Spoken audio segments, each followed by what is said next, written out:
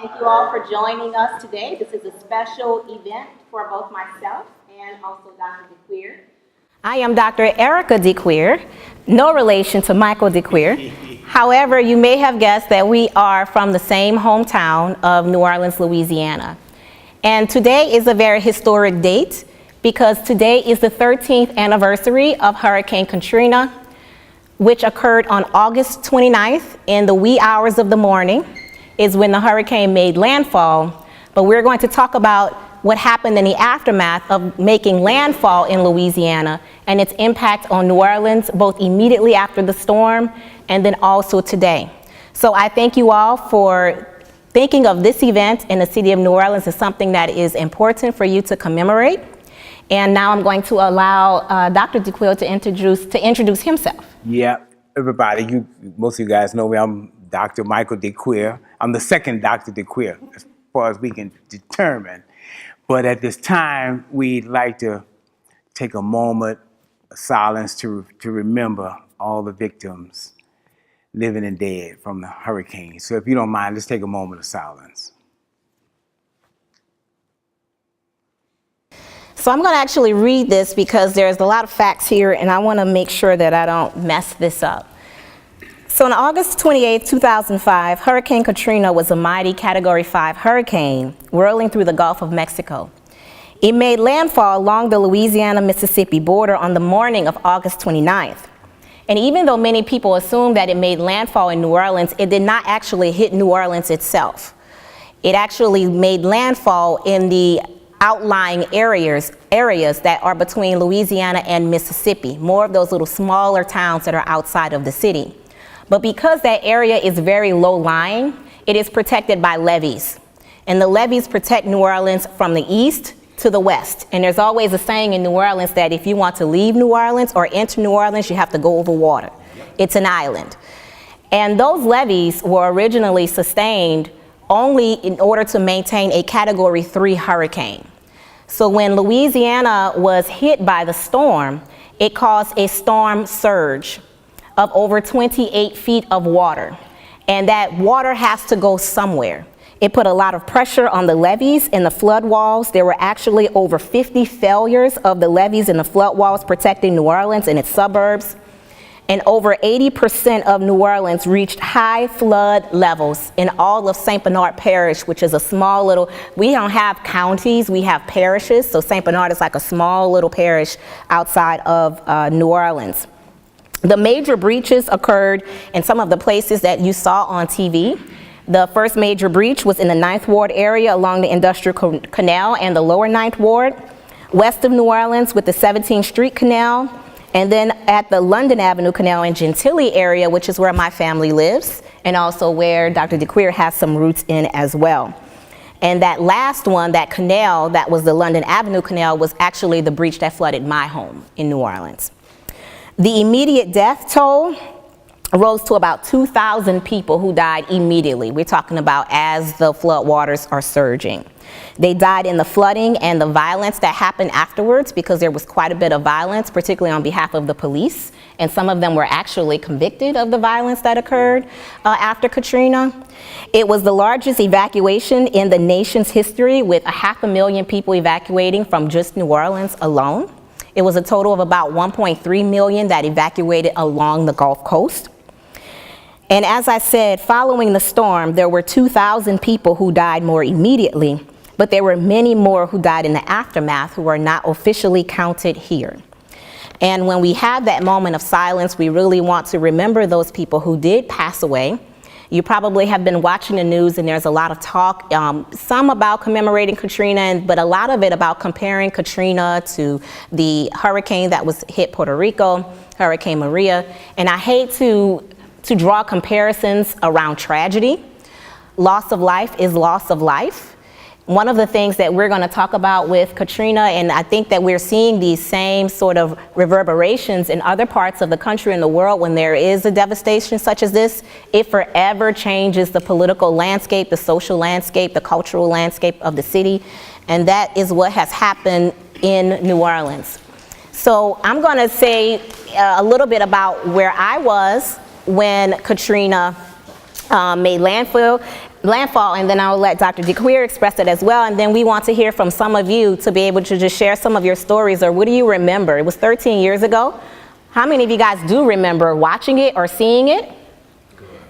How many of you all were actually affected by it with a family member? And then how many of you were actually present in the city when it happened? Wow. So it's very interesting to see how that we have some personal connections to New Orleans, but there are some people on campus who was actually there, and I in fact invited my nephew. Hopefully he'll come. He had a class, because he was actually in Katrina and one of the evacuees that evacuated to Atlanta after the storm. So where was I? I was actually in a hospital. I was giving birth to my daughter. I didn't really know what was going on, and someone called and said there's a hurricane in New Orleans. And there's always hurricanes in New Orleans. You know, we just sit outside and watch the floodwaters rise. You know, there's no big deal. You know, that's just a storm. But then I saw it, my friend called me who was in another state. She was in Texas at the time, and she said, no. She said, Erika, this is a big one. I said, well, what do you mean? She said, no, it's coming right for New Orleans. And she said, it's not a category 1 or 2 that you're used to. This is a category 5 hurricane. Like, you guys need to get out. And I called my parents, and of course my mom, in true New Orleans fashion, she was cooking a roast, and she said, I have a roast, and I have to wait till this roast get finished because we need to have dinner when we come back. And I said, you need to go. You need to go right now. And it took another hour or 2 for them to get together, and then finally she said, oh, okay, but I'm gonna leave my roast on and turn it all the way down so we have something to eat when we get back, thinking she was gonna return. And it turns out that they were the last people to get gas. They were in line to get gas. And when they say evacuations, the gas attendants evacuated as well. So my family was the last folks in that line to get gas. And my mom says she always wondered about those people behind her who could not get gas to even leave the city. You know, did they survive? Did they make it? And they were traveling for about 14 hours to get to Atlanta, and then they finally made it to Atlanta about 14 hours later, because there was, again, there was over 1.3 million people evacuating along the coast. So my family came to Atlanta, and they never returned to New Orleans, and there are quite a few people who never returned after that. So that is where I was during Hurricane Katrina, making a home for my family who was leaving New Orleans and coming to Atlanta where I was. Where were you when Hurricane Katrina made landfall? Here on campus, and it's so surreal, and you all should know, until Erika, Dr. Decuir, contacted me about doing this, I hadn't thought about some of these things in years because it's so traumatic. But I remember being in Hollywood the days leading up to it and communicate with my sisters, and okay, then I heard the mayor gave a mandatory evacuation. That means get out. Telling everybody to get out. And I'm talking to my sister, and what you need to know about our families, a lot of people in New Orleans, they ain't gonna leave for nothing. Nothing. I mean, you couldn't, some of our relatives, you could not, they can say an atomic bomb is gonna blow up, and they will not leave New Orleans. And so I remember calling my aunt, one of my aunts, and because our people, when you grow up, this is what you hear. You know, one day we're gonna get the big one. Yes. We're gonna get the big one. And I remember, like, my family, like, y'all, I think this is the big one. And so I'm hearing that my aunt and my cousins, they're refusing to go. They wanna just ride it out. We have a hurricane parties. Yes. That means you drink all night while the storm, and you smoke weed. Yes. You just get drunk. It's just, I swear that everybody has that. Everybody. We plan. I'm telling you, we play. And so I might, if Erika and I knew them, I know Erika's dad. If I tell you, I'll say, hey, Eric, look, man, we coming by y'all for the hurricane. Cool, man, we putting on some pork chops or something, you know, and we all get high while the hurricane coming. And I remember I was telling my aunt, we call Marguerite, her name is Reed. And I was like, Reed, I think y'all better get out of there. I think this is the big one. And you can see a picture of the storm, big. But let me just tell you as a side note, you know, the storm was headed toward Albany for a second. It was coming. You think we could have handled that? And so we were in Holly Hall, and it was kind of festive leading up to the first, that was the year Albany State was going to play Southern. We were going to Baton Rouge, and we had already had, and boy, we had a football team. We was going to whip their butts, and everybody was so happy because we're going to New Orleans. The band we were going to play at a high school game. So here comes a hurricane, and so the crazy part is, we thinking, okay, New Orleans made it. I got cousins missing, aunts missing, and friends missing, and we're gonna get into some of that later on as we talk. But you have no idea what it was like to have to, all of us looking at CNN every night to see if we see relatives. Till finally, I got one aunt who was, that was my Aunt Pat. My brother saw her getting on a helicopter off of a roof. So we get the phone call, okay, she's okay. But in the meantime, we looking for cousins. There were a busloads of people who came to Albany, Georgia. And they were brought over to this private Deerfield Winds, I think it was. And so they calling me, Mike, go over there and see. And I had to go over there every day and I'm asking people, do you know where Angela Navarre, that's my cousin, have you seen that? And then people had these looks on their faces like shell shock, because they were just evacuated. In the meantime, thousands of people are stuck there. It was traumatic. So I could tell you a million things, but August 29th, 2005, I literally thought everything was cool. New Orleans made it. Everything cool. Lo and behold, the aftermath, and that was, oh my God. Yeah, and it tells her just that the water came so quickly, because we really did think New Orleans was out of the woods. Yep. And in New Orleans, it didn't hit New Orleans proper, but the storm surge put so much pressure on the levees that a few hours went by. Folks would tell me, after the storm passed, they went outside and everything was fine. All of a sudden, you just see about 25 feet of water coming your way. Yep. So we would like to hear from you all. What do you remember? Where were you? Do you remember? Yes. Tell us your name. My name is Trinity Hinton. What I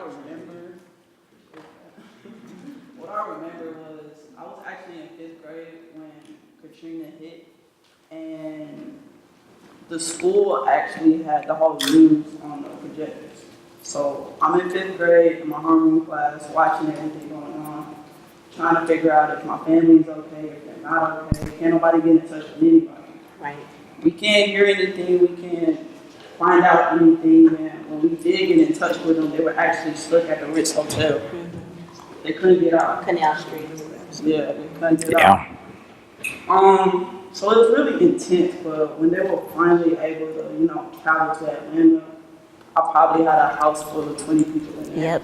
Yep. They had nowhere else to go to me, so they stayed there, and it's intense time. Yes. Intense. You Now, hit it right on the head. She says a couple of important things.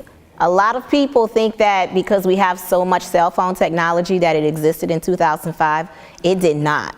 A lot of people did not have cell phones at that time, and then also cell service was down at that time.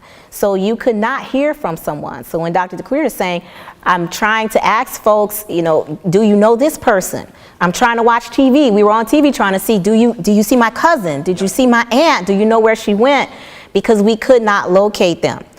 And so that was a very, very scary time when you don't know where your loved ones are and you're trying to connect, and then you see this devastation on the news and you don't know if they're just floating in a lake. Another thing she talked about was just having a lot of people living in one house. That certainly was me. My whole family came and lived with me for about 3 weeks before they realized that there was no going back to New Orleans. It took 3 weeks because it's like you leave your home thinking you're going to be gone for a couple of hours, but you never return. So they're sitting there shell-shocked. They're like, we can't go back. We don't have, what are we going to do? We have to get jobs. We have to relocate whole families. And so I think that was a very important statement that you gave. Anyone else can remember? Yes, tell us your name. Good afternoon, my name is Charles Wilson, as the band used to be. At that time, I was in North Carolina, Canton, June, I was a new warrant officer, and on a weekend, everyone in the class, the majority of the black officers got together. We were going to take a collection of food, get our van and drive down there and deliver water and canned goods, things like that. And Dr. Decuir alluded to the political side of it. But we were told that we were not authorized to go down there. Even if we wanted to take leave, we couldn't go down there representing the Marine Corps in any fashion using Marine Corps funding to take up collections or anything like that to go down there to provide aid and come back, even though we just wanted to go through the weekend. So that caused a little bit of a bad taste in the mouth of mostly the black officers. We did have a couple other students that were from New Orleans, and they were concerned about their families. Of course, they were let loose to go check on them. But it was interesting of all the restrictions that suddenly started coming up in the way that you provided aid, how you provided aid, and to the extent you could provide aid as a military member for me specifically. Yeah, and thank you for sharing that, because you bring up a very, very important point. Number one, there was just a tremendous outpouring of support from not only the African American community, but throughout the United States in terms of providing aid to the people of New Orleans and all of the victims of Hurricane Katrina in southeastern Louisiana. So thank you to you and your fellow soldiers who had the heart to give. And then I think you raised another point about there was just a really slow response. There were buses sitting in New Orleans underwater. Buses that were just sitting there. I'll tell another story about something that happened immediately after Katrina, was that a lot of people discount those silent heroes. So I have a lot of my family members that came out of New Orleans. If you know anything about New Orleans, you know we have wards. You ever heard of 7th Ward, 8th Ward, 9th Ward?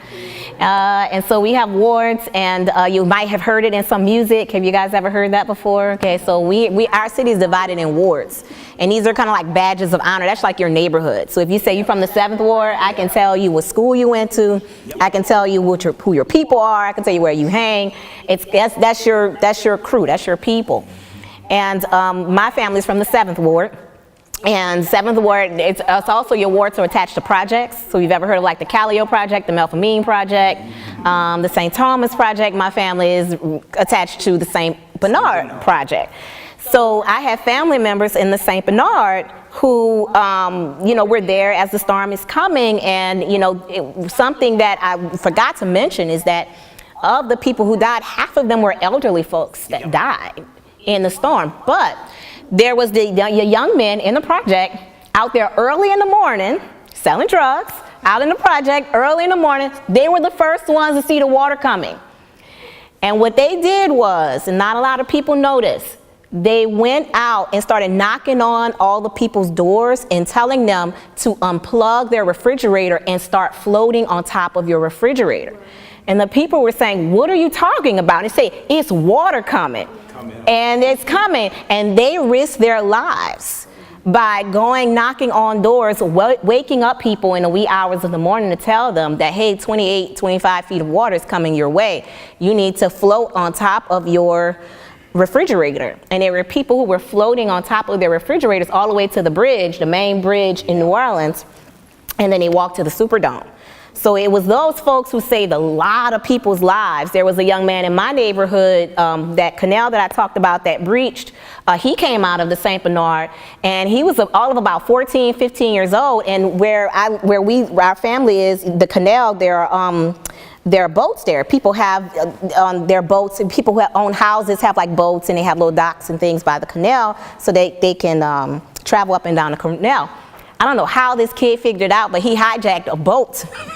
He went to their house and hijacked the boat, and then started taking that boat over to the project, picking up people from the project and bringing them to the bridge, back and forth, back and forth. So there's a lot of unsung heroes who did some really tremendous things for people. In addition to providing aid, there were people on the ground who were pulling together to try to save folks. So now Dr. Decuir is going to talk about the cultural significance of New Orleans and why it's such a cultural center that's important for us to remember. Yeah, I appreciate the opportunity to talk about this. If you had any one of my classes, you know we deal with New Orleans and New Orleans culture a lot. Some of you may remember, and I know Dr. Decuir, and they were calling our relatives and our people refugees. Yeah. Now that was terrible. But what bothered me most is I heard several politicians say, "Why rebuild? Why don't we just let the city Go. go?" That unnerved me more than anything else. And I'm gonna tell you why. Culturally, New Orleans contributed so much to this nation. It starts off with, and it predates this, but I'm gonna start off with Congo Square, which is an area where our slave foreparents would gather every Sunday. I think there were only 2 places in America where they were allowed to play drums. And so consequently, what you got, and people who would go to Congo Square, and then many people who wrote about what they saw, you would get a glimpse of West Africa and Caribbean. So you got all of these rhythms. One of the theories in my dissertation, one theory I'm gonna carry with me to my grave, is the musical approach. And Erika would, for example, when you see us dancing, you don't do, we don't do the same dance. In New Orleans, you do your thing, I do my thing. You don't do the same. So when they play different rhythms. Don't play the same rhythm I'm playing. So you harness whatever sound you get in. So you had this polyrhythm thing going and dancing. And there are all kind of artistic depictions. Why is that important? I contend, and I hoped I proved it in my dissertation, that same musical approach was taken by those early jazz musicians who were just 2 generations away from Congo Square.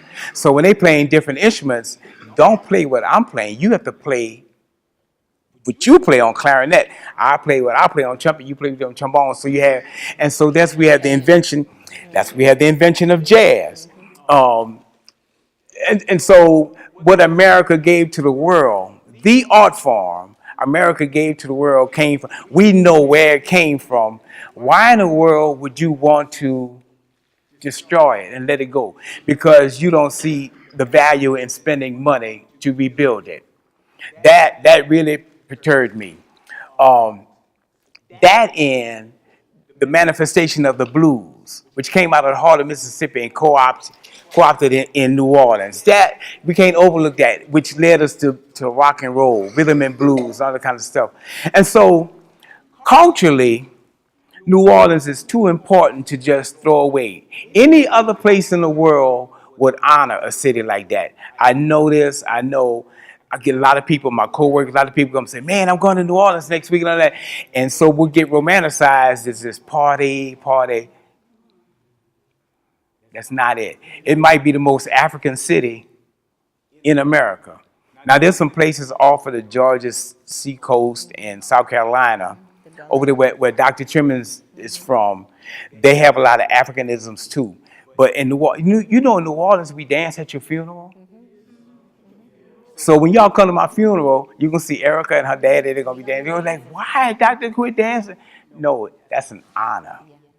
Because we were taught, like the Ewe people and the Igbo people, we were taught like West African theory. We celebrate your life. You graduating. And so, if Erika can tell you, you get a lot of this. If I'm on my deathbed, people going to come and say, hey D, listen, when you get to heaven, tell grandma I'm doing good. Or tell my daddy everything all right. Because we believe in New Orleans as a graduation. You're going up there to be with your ancestors. And so in West Africa, you have the ancestral worship in New Orleans. And the day after Halloween, everybody, y'all go to school and everything. You know what we do in New Orleans? We visit the graves. It's called All Saints Day. You have to go, put flowers on it, clean out the grave, ancestral worship.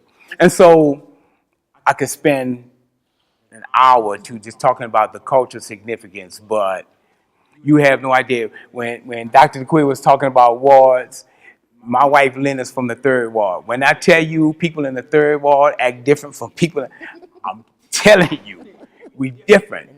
And like she said, your ward tells you. It's a St. Bernard Project, John McDonald Senior High School. I also happened to meet Erika's daddy. I'm so much older than her. Her daddy's name is Eric. I was so happy to meet him in high school. Somebody else got this strange last name, the same one I got. I was so happy. God, they got another Decuir in this building. So anyway, culturally, I'm straying out, but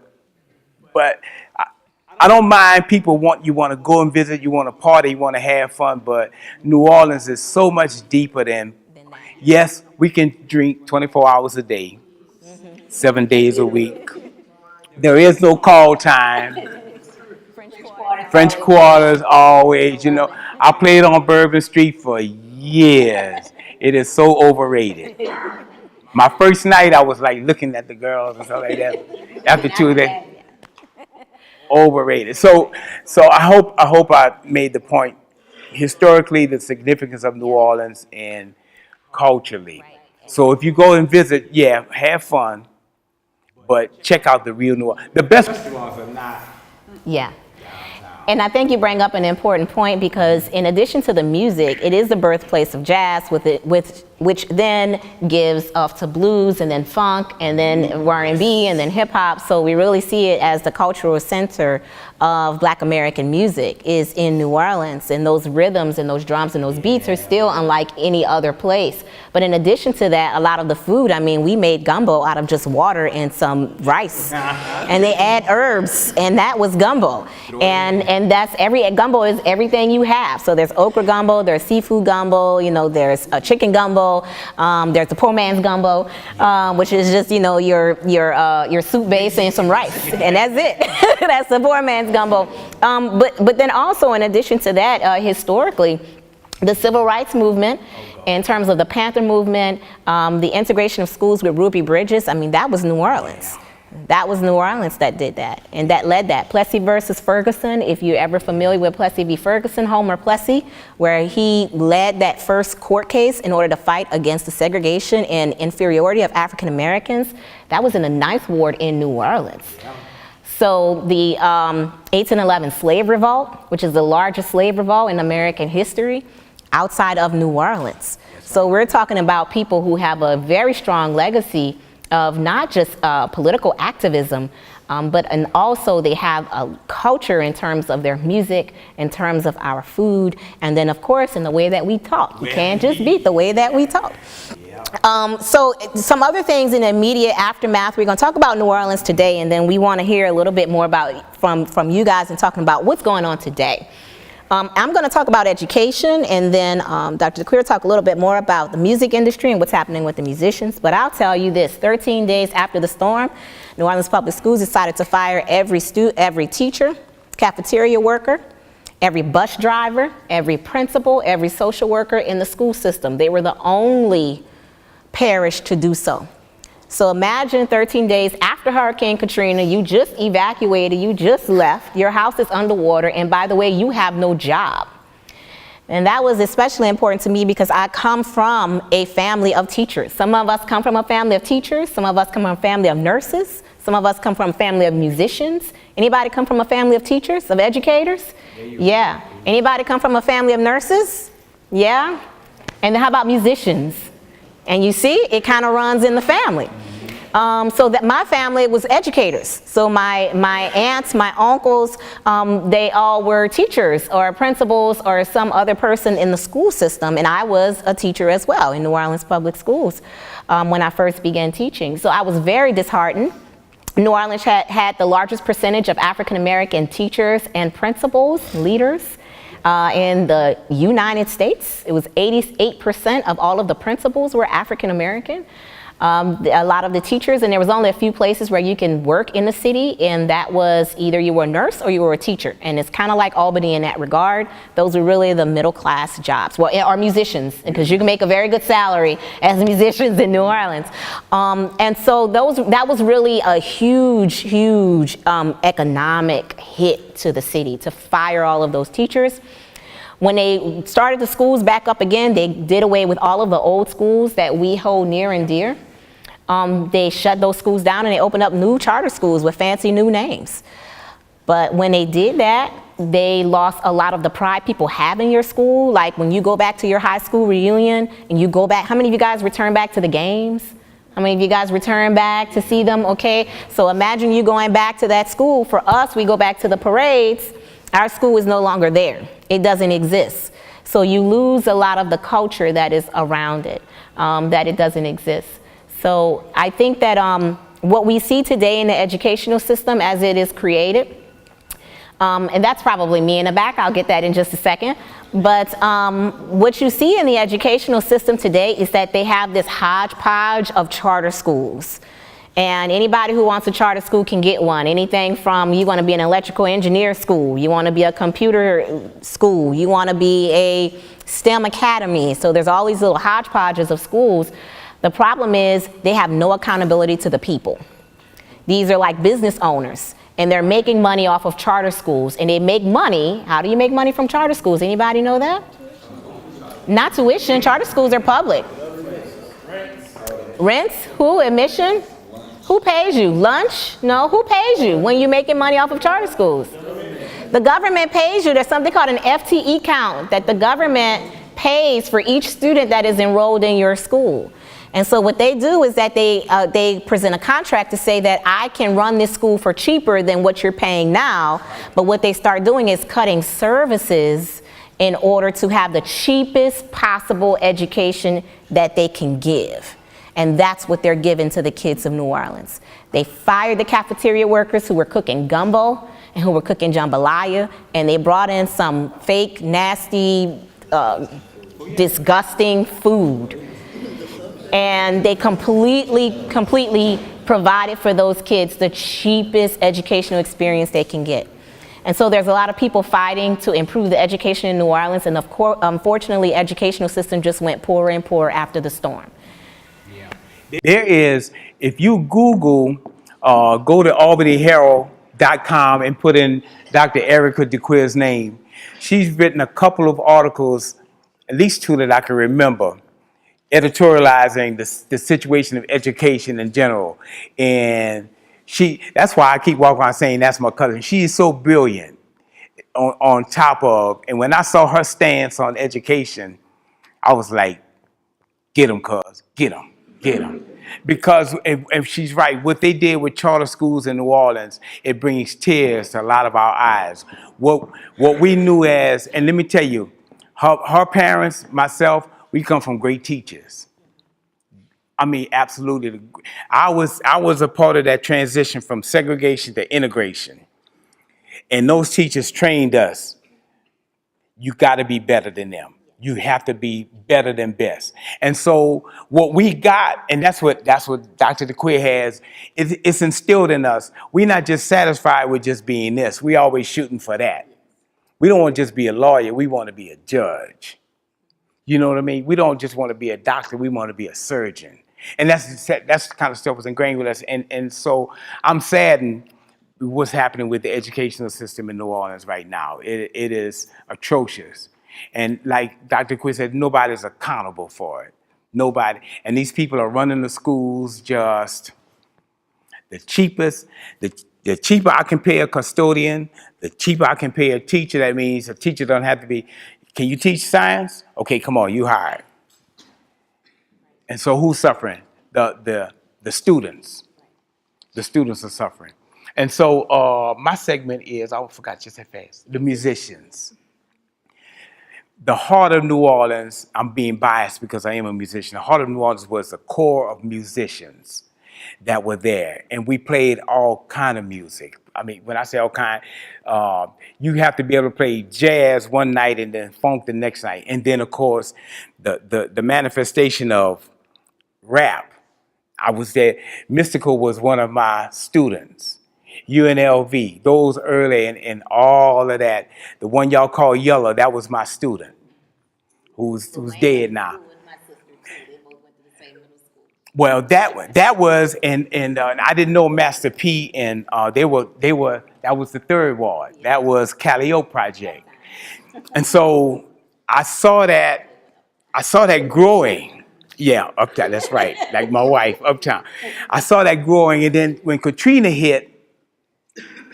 And so what happened? Some went back. Most of them went back. And now you're playing for low wages. People exploiting the music. When I mean exploiting, you could have written a song and then you're going to hear your song being played by somebody else on the radio. People are signing contracts and when I mean exploiting, they are without any musicality or anything, they're just telling these young people, you can do this, you do that. And so now consequently, we get music that's glorifying shooting people up, misusing women, and all that kind of stuff. And in most of us my age, we see it. I know it's nice to dance to, it's nice to play sometimes in the marching band and kind of stuff, but the older musicians, let me just add what I'm thinking is, I have a teacher named Kid Jordan, Edward Kid Jordan, who's a superb, world-known saxophone player.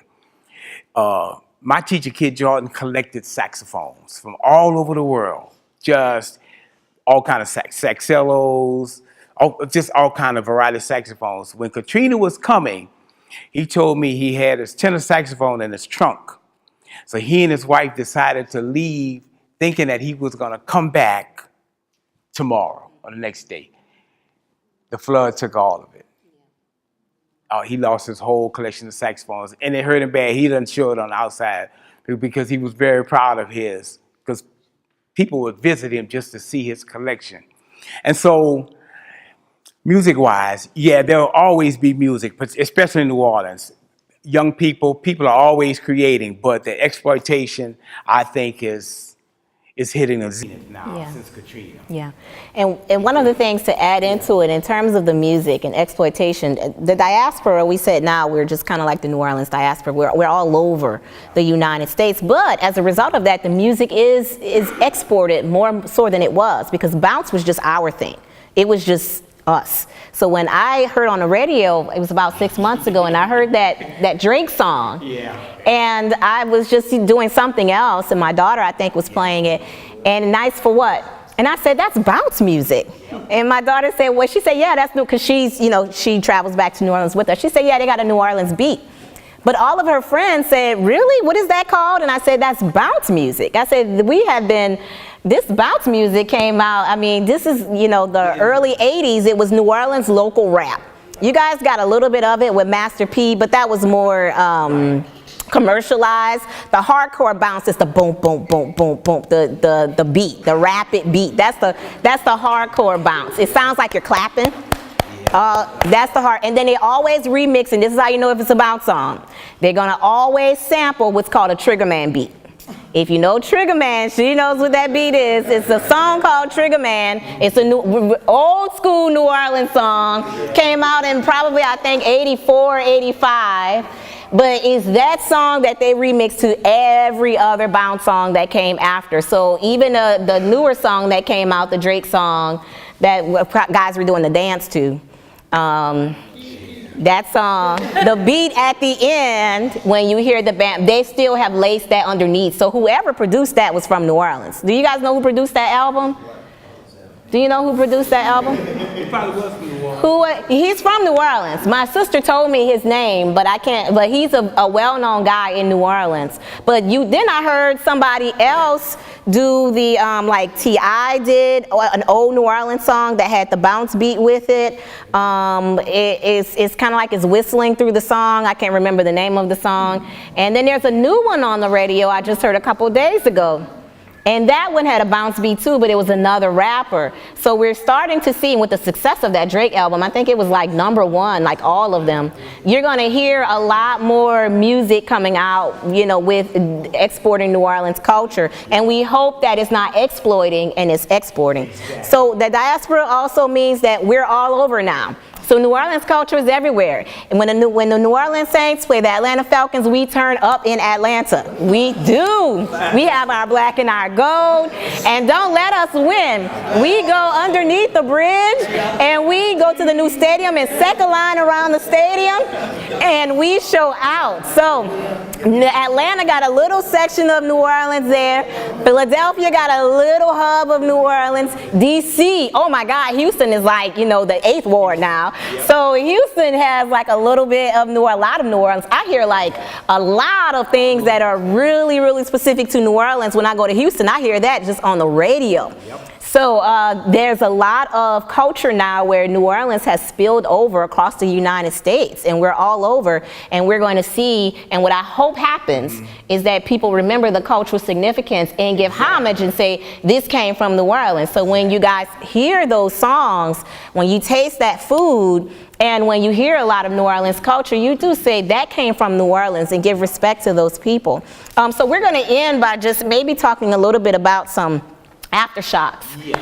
And what continues happens to the people. And aftershocks we call really aftershocks after the storm. So remember I say a lot of those people who passed away are not officially counted in the death toll. They only counted the people who immediately died.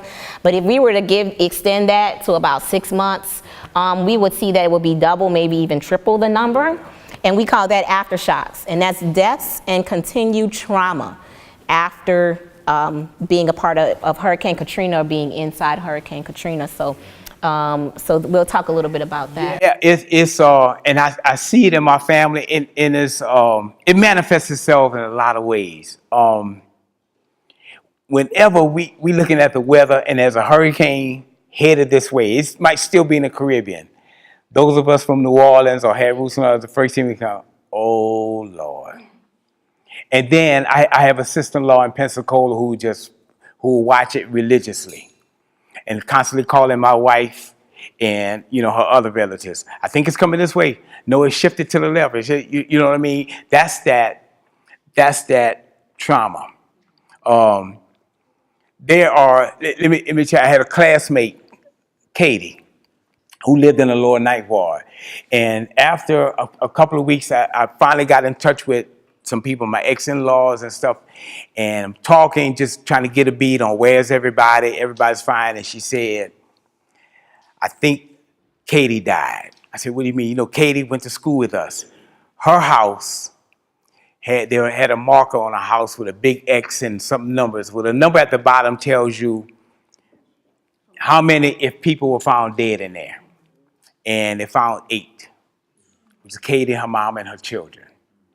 And so nobody knows Katie. Not when I say nobody, you guys, but a week doesn't go by when that thought just hit me like, dang, Katie died. Why? Because she didn't leave the lower ninth ward when they told her to get out. And so you have that. And then, like Dr. Decuir says, the ones that you all, that's not counting statistics, we all got a cool uncle. I had an uncle that was so cool. I have albums in my office. That was my introduction to jazz, was albums he would send home to my mom. And my uncle was so cool, loved him so much. We talked football, politics, everything like that. Now he died maybe 3 or 4 years ago. But I'm telling y'all, the hurricane, because he lost everything. And so for a man like him, it took a while for him to try to recover from that. 2 of my sister-in-laws. It's just the stress of losing it all. And then coming back to a city that's constantly turning their back on you. You're trying to seek aid. You're trying to get help for this, get for that. I think the cause of a lot of our problems, physical problems, is stress. You got children I got to take care of. I got parents I got to take care of. Insurance company don't want to pay for because they say the flood is your fault, but the levees broke. The levees broke. That's why the damn place flooded. If the levees been all right, then it would have been. We still had Booker T. Washington High School and my school, John McDonough High School, but the levees broke. So you are responsible for that, government. The levees broke, and so to Erika's point. And where we want to go as we close, and I know she wants to tell you things with her family. There is that stress factor after this storm that got to a lot of people. That's getting to a lot of people. When we go back home, and believe me, I love New Orleans. And in fact, what you say? Yeah, you say post-Katrina. Yep. Pre-Katrina, post-Katrina. Post-Katrina. In fact, I received a meme that someone sent out, and it said New Orleans died on New Orleans died on August 29, 2005. The rest of us are just at the repast. So what that means is basically like we are, the city, it died. And we're just sort of been in mourning for the city ever since that happened. It's a shadow of what it once was. And you hear people who just say, you know what, the spirit is gone.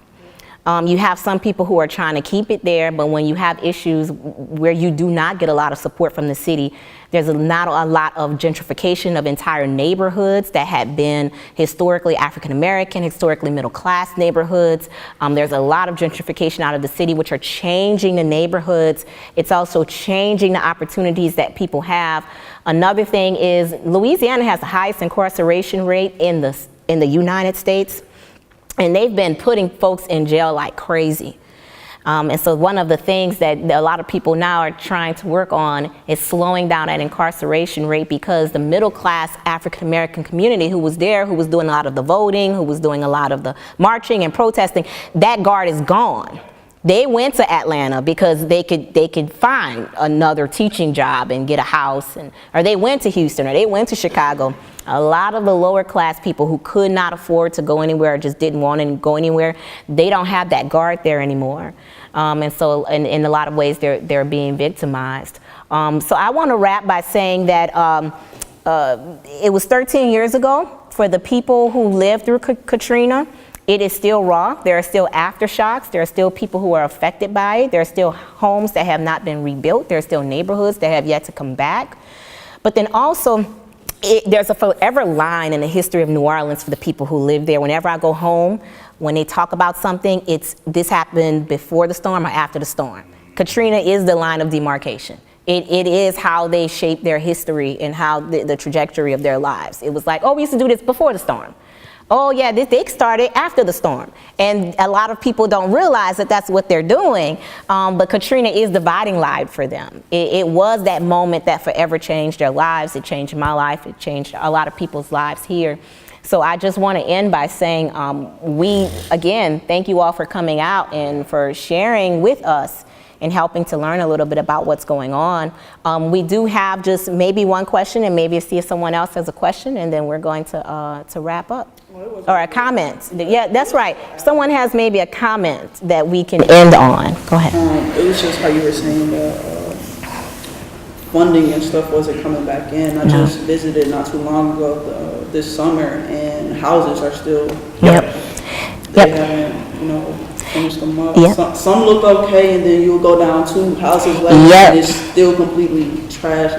And the circle is still there. That's what the thing that I just want the city to at least go and paint over the circles that highlight the deaths. At least do that. Because sometimes you'll drive through some places and you're right, you'll still see 8 died. And you're like, please, just paint over it, but it's still there. So you're exactly right. We at least need to be able to bury the dead and let them rest in peace. At least be able to do that as a city. So again, we thank you guys for coming. Hopefully we gave you some food for thought the next time you travel to New Orleans. Still a great place to visit.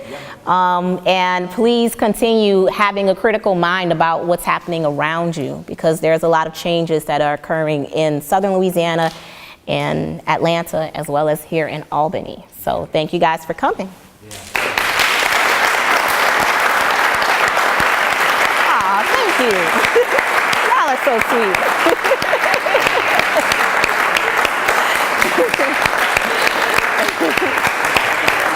Oh, that's so sweet. Oh. I'm gonna take your picture.